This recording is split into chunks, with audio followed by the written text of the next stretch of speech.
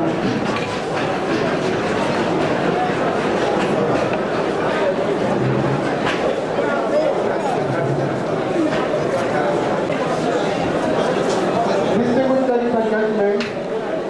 are all welcome to this all-important public lecture, the very first in the year 2016.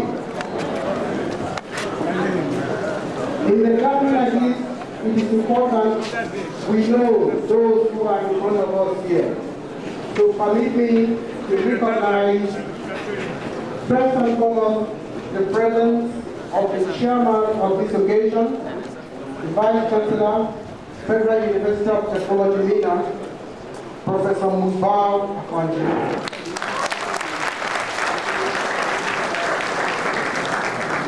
In the person of Professor Abdullahi Bala, the Deputy Vice Chancellor Administrations, Professor Suleiman Sadiku. In our midst is the Registrar of the University, Mrs. Veronica Victoria Kolo. Sorry, ma'am. It is not another baptism. It is only one baptism. So it is Victoria Kolo, not Veronica. The boss of the university is here with us, Mrs. Hajara Abdullahi Kusum. We also have the university librarian, Dr. Jibril Al-Hassan. The other person they are not introduced, I will not do that yet. In fact, I am not fit to introduce that masquerade. When the time comes, the chief priest will introduce the masquerade when the time comes. We welcome all professors here, directors of center, heads of department, coordinators of unit, distinguished staff, academics and non-academics, and the chairperson, Semi Osundi. She's also here. She's supposed to be here, but I don't know why, ma. Great Nigerian students, yes. You are welcome. Members of the press, they are here. I know such FM team is here. Distinguished ladies and gentlemen, in a lecture like this, we don't waste time. Everybody is eager to listen to the speaker. So we move on straight to the business of the day. And we call on the chairman for his opening remarks. Vice chancellors, directors of centers, professors, colleagues, students, ladies and gentlemen. It is with great pleasure that we are opening 2015 with what this university should be known for. All over the world, universities are centers where theories are propounded, ideas enumerated, and discussions follow. Fortunately for us today, we have one of the movers of the society with us to open 2015 for us in terms of public lectures. Before we start, I want to express my personal deep appreciation to our guests for agreeing to give us this lecture. When the date was proposed and I was briefed, I saw the topic.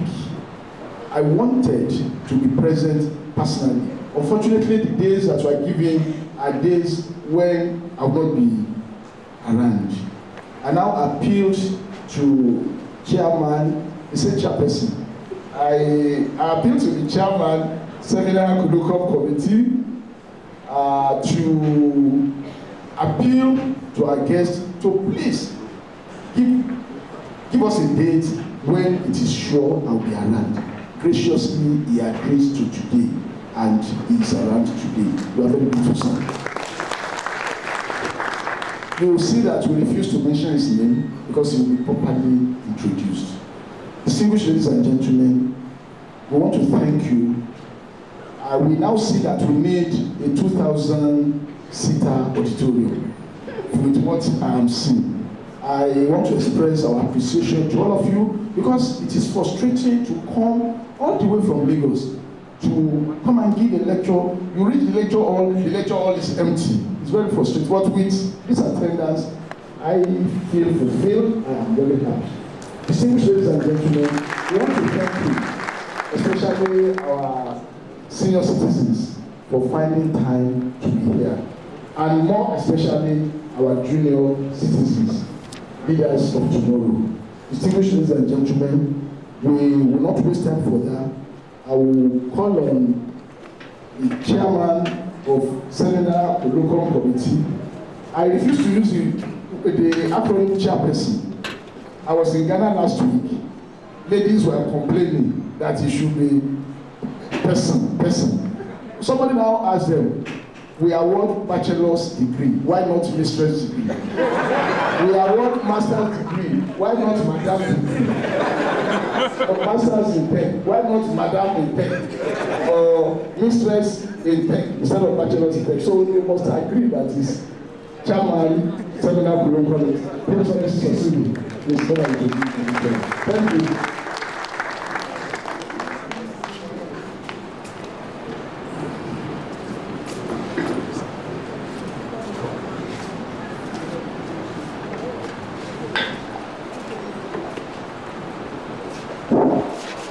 Vice Chancellor, sir, principal officers, professors present, guests from within and outside, great Nigerian students, great footmates. Yes, you are, it is with you in mind we arrange this lecture. You are all welcome. Mr. Chairman, sir, please permit me to ask our guests to stand up as I'm introducing you. Thank you, sir.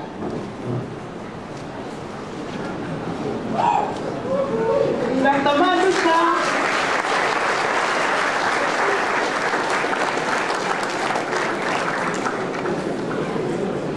On December 24, 1958, he is the founder, president, CEO of Coscharis Group.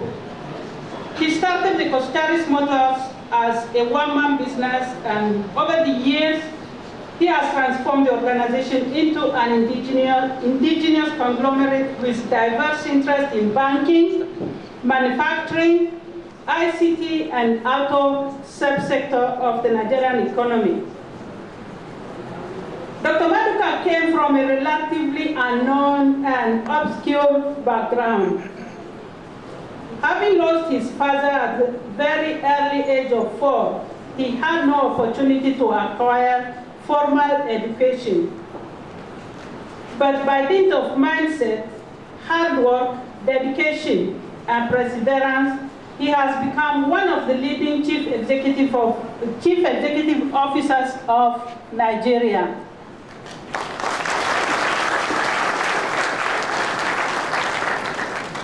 He is today an icon in the Nigerian automobile subsector of the economy, as he is regarded as a benchmark for other operators in the industry.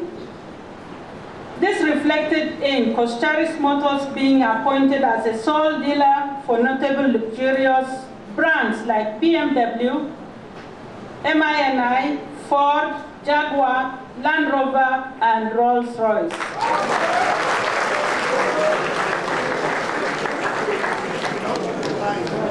Dr. Maduka is today regarded as success personified, as he has become a resource facilitator in youth empowerment, seminars and conferences where he has strived to educate the generality of the people that one's background does not determine one's destiny.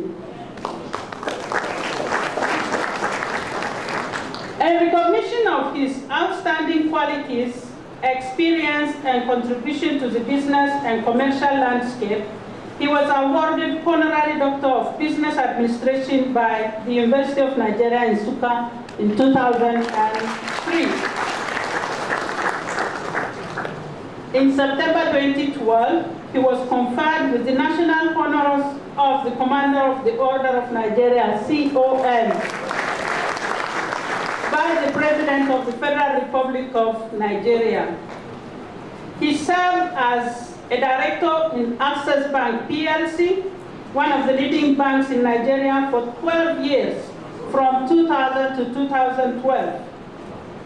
He was the president Nigeria Table Tennis Federation from 1996 to 2008, where he voluntarily retired.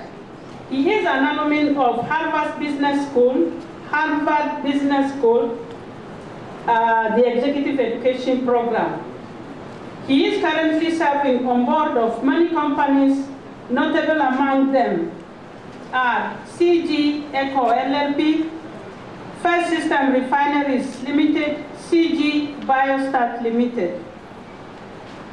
Dr. Maduka is a deacon in Local Christian Assembly in Lagos, and he's married with 5 children.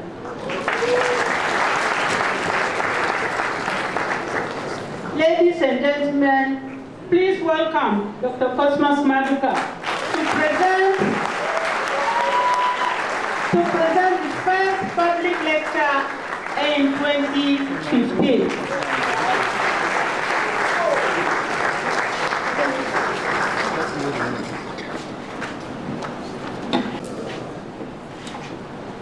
The Vice Chancellor, the Deputy Vice Chancellor, the Deputy Vice Chancellor Admin, the Registrar, the Bursar, the Librarian, the Head of Department, lecturers, and their students. Good afternoon to you all. It's really humbling for me to be here this afternoon. I'm almost intimidated by your presence, but I'll try my best and give this my best. I really feel humbled to be here this afternoon to address you, and I will plead you give me your undivided attention. Standing before you, as you have heard, is Cosmas Maduka. Let me not run ahead of myself. It's a privilege to also say that I am here with only girl among the 5 children I have, that she's in the middle, my daughter, Dr. Charity Maduka.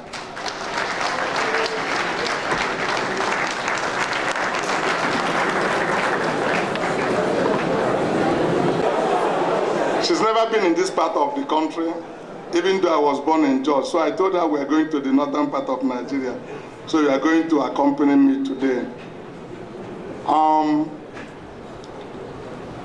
Of course, the prof didn't say much, but somebody said, well, everybody has spoken. It is time for me now to spark. So it's my time now to spark. I'm sure you will relax and listen to me, because I stand here as a testimony to every one of you, like Prof has already explained, that your background have no meaning to who you will be in life. Life is about mindset. Every one of us is a product of our thought. What you think is what you become. The guy standing before you stopped in school in elementary 3 because of the death of my father. The best subject when I went to school was mathematics. Before the teacher then, we don't call him lecturer, finished setting the maths, sitting down, I passed my book. But English was my worst subject, and he's still dealing with me till today. So my coat didn't match my trouser. I do ask them, did my experience match God's word? If it does, then the rest is history. Today we shall be discussing a few things of the basic requirement of a person that wants to be a successful entrepreneur. But before we go into details, let me quickly say that there are laws that control everything we do in life. Entrepreneurship is not an exception. Only 1 out of 20 people have been proven to be a successful entrepreneurs. Others are managers, entertainers, or just following. Every good thing in life comes with a price. Particularly, everything in a shopping mall is open to anybody to take away, except on one small conditionality. You need to pay. Did you get that? Anybody can take anything that is in the mall. There's nobody's name written on it. It's for grab. If you have the money, you get in there, you take it. The President of the United States of America, Jonathan Goodluck, Coscharis Madaka, yourself, anybody who were ready to pay the price will take what is in the mall. It's for grab. But on one condition, that you got to pay. The condition may differ. Pay now, full, or pay later. Or pay a little and pay later. But the denominator factor is that you got to pay. How long it takes you to pay is immaterial, but you got to pay. That is how life is. This wall you see is a big mall that God has created. And everything on it is for takeaway. But it's looking for a man or a woman who is willing to pay the price, and he will go home with whatever he paid for. The mode of payment may be flexible and perhaps appear quite friendly, like buy now and pay later, or pay little by little, as usual seen abroad, but you must pay. It is therefore important to mention at this junction that the success of great meeting is not in the great ministration or the result of the great lecturer or anything at all, but it depends on the individuals it is based on the participant of the lecturer. A great coach does not necessarily make a star, but the star is made by the participant. A great coach does not make a star, but the star is made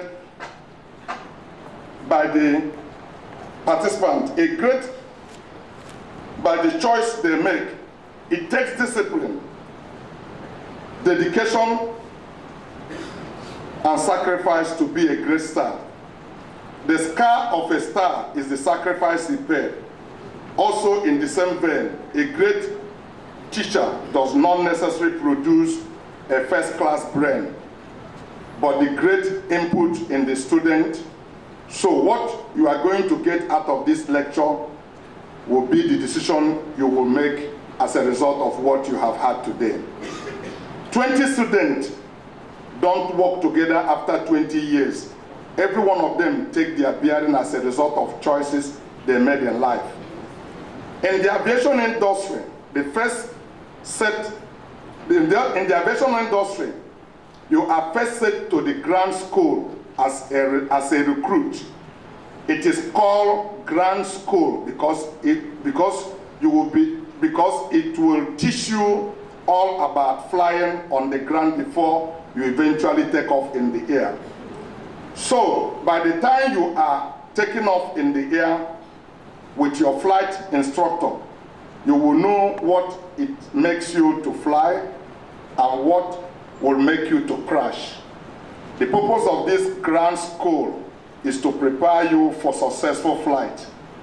In the grant school, you are taught 4 basic laws that govern flying, namely the law of thrust, which will take you forward, the law of gravity, which will pull you down, the law of lift, which will draw you up, and the law of drag that steadies the airplane on the motion.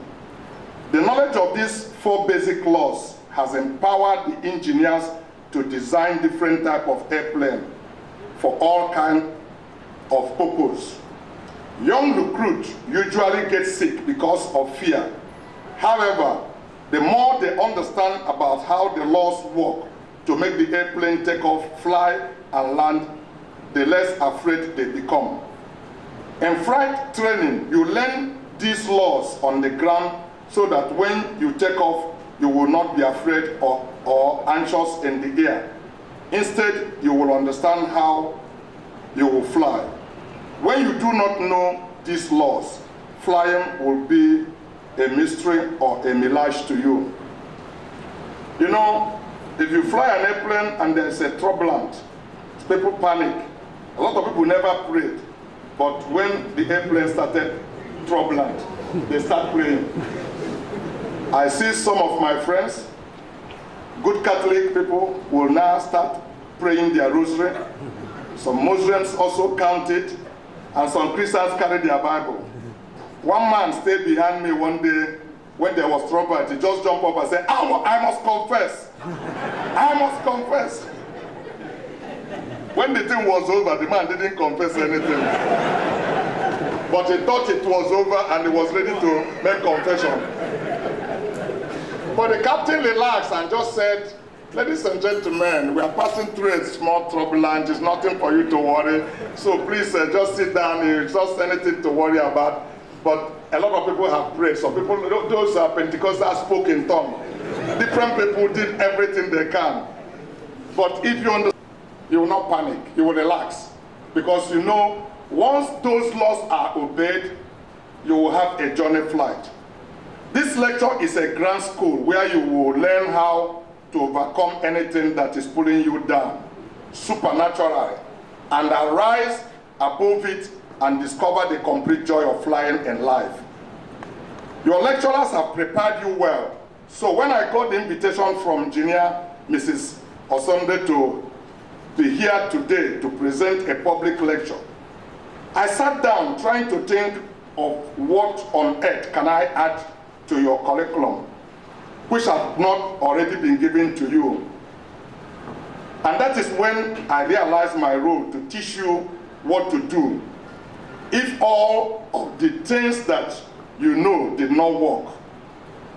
There are many times when in life, there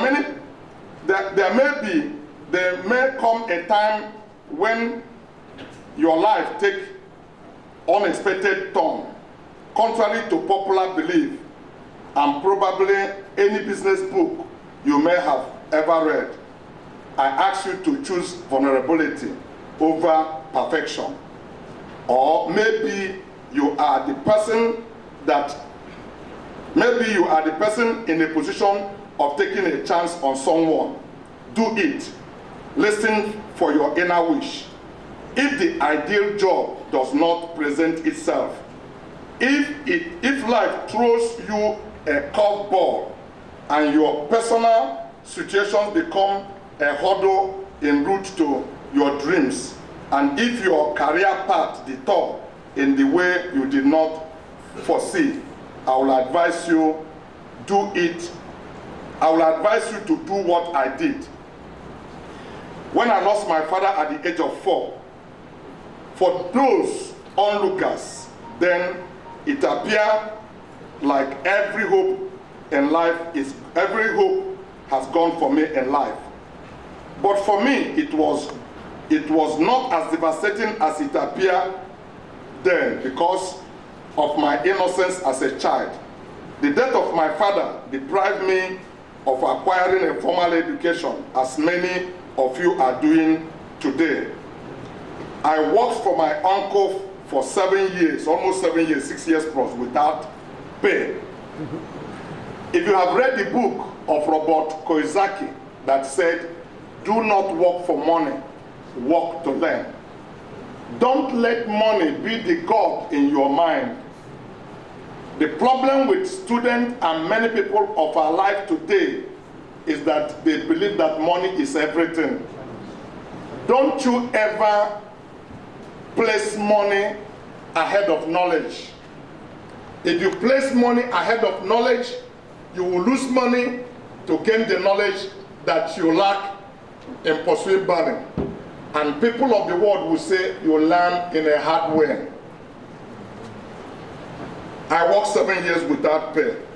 For me, it was the best university anyone could go in life because of the discipline I learned in those 7 years. When I graduated in 1976, I pictured myself running a big institution like the ones today I can call my client. The thought never crossed my mind that my uncle was going to give me only 200 naira in 1976.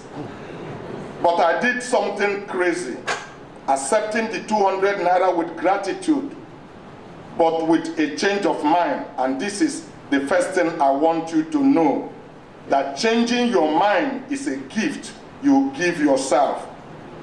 Don't cling to the narrative of your life. You dreamed up in a dorm room. Cleave to your values, but be flexible with how your story unfolds. Now, when looking for a job, your inclination might be to either pick a company you want to work for or a skill you wanted to exercise.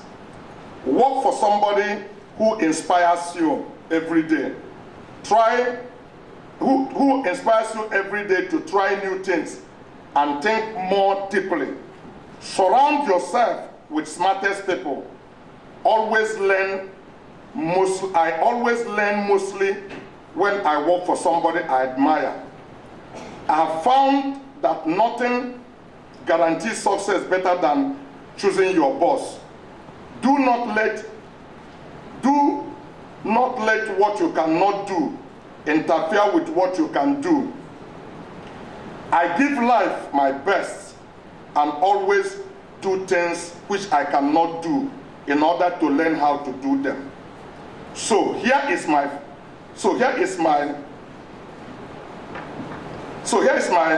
final bit of encouragement before we get into the main topic. If your path doesn't look like you imagine it, don't be scared. Your path is exactly what it needs to be for the opportunity you haven't yet met. Let me say that again. Your path is exactly what is needed to be for the opportunity you have not met yet. Years from now, it will make sense to you what I have just said.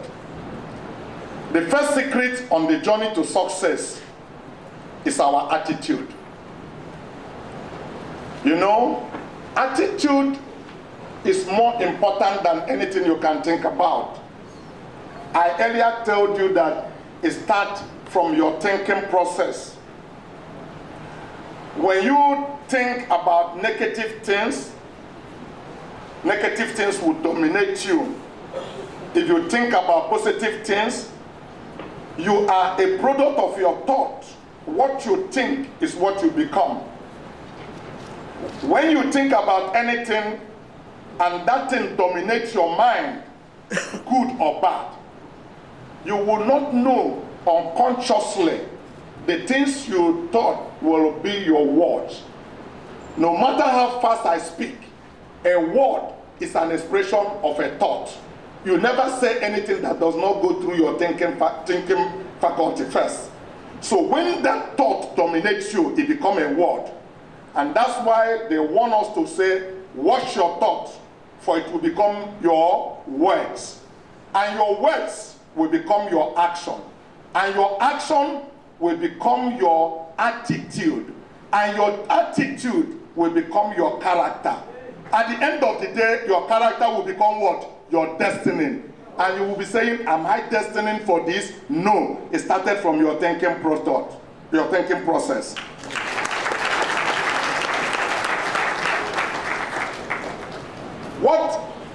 The first secret to the journey to success is your attitude.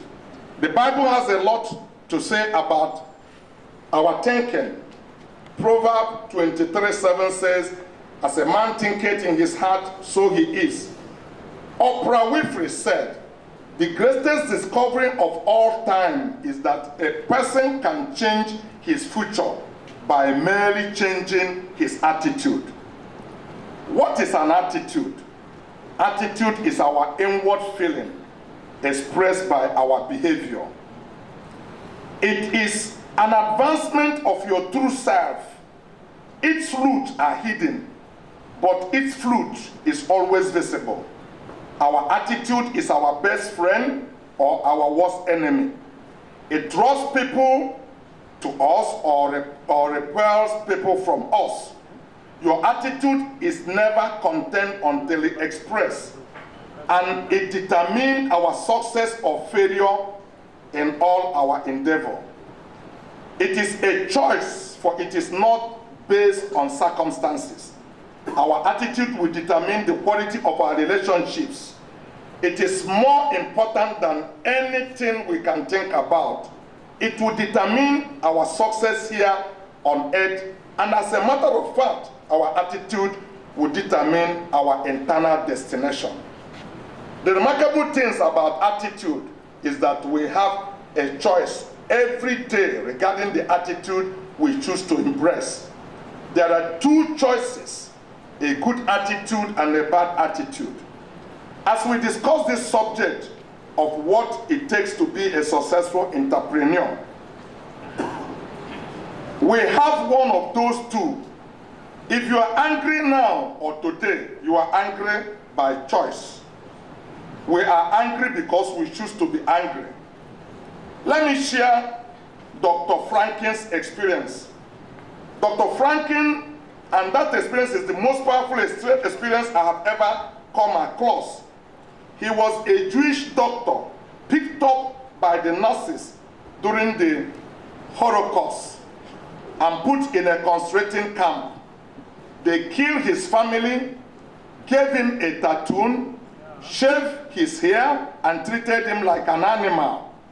All through the duration of the Holocaust, those around him were amazed at his bright, tough-mind optimism he had, and when it was all over, they asked him how he managed to maintain such esteem, and he said, the Nazis could change my name, kill my family, stab me and treat me like an animal, but they cannot force me to choose the way I thought about myself and the future. I refuse to let any man affect the way I believe about myself and about tomorrow. My friends, this is what you need. Every one of you listening to me here. Don't blame your circumstances on anybody. When we talk about adversity, what is an adversity? Adversity is a refining fire that burns out the purities in our life. Adversities are not made to stop you. Those of us who go to church read in the book of Job, when Job said, when I am tried, I shall be purified. I shall come forth like gold, purified. Gold is not witnessed to come in its best form until it is put in the fire. So when you meet difficulties, things you never plan about in life faces you, it helps to get the best out of you if there is something in you. When life demands a great price to be paid, that is when many people throw in the towel. And that's why at the top of the ladder, there are very few people there, but at the bottom of the ladder, there are very many people, because they are not willing to pay the price life demands upon them. Standing before you this afternoon is Coscharis, who by convention was supposed to be nobody as a result of the circumstances surrounding my childhood. I lost my father when I was 4 years old and had no opportunity of having a formal basic education, having dropped at primary 3. Today, I am privileged to be here, not because of my academic qualification or the university I attended, If you want to know the truth, they've already told you University of Nigeria was just being charitable when they give me a doctorate degree.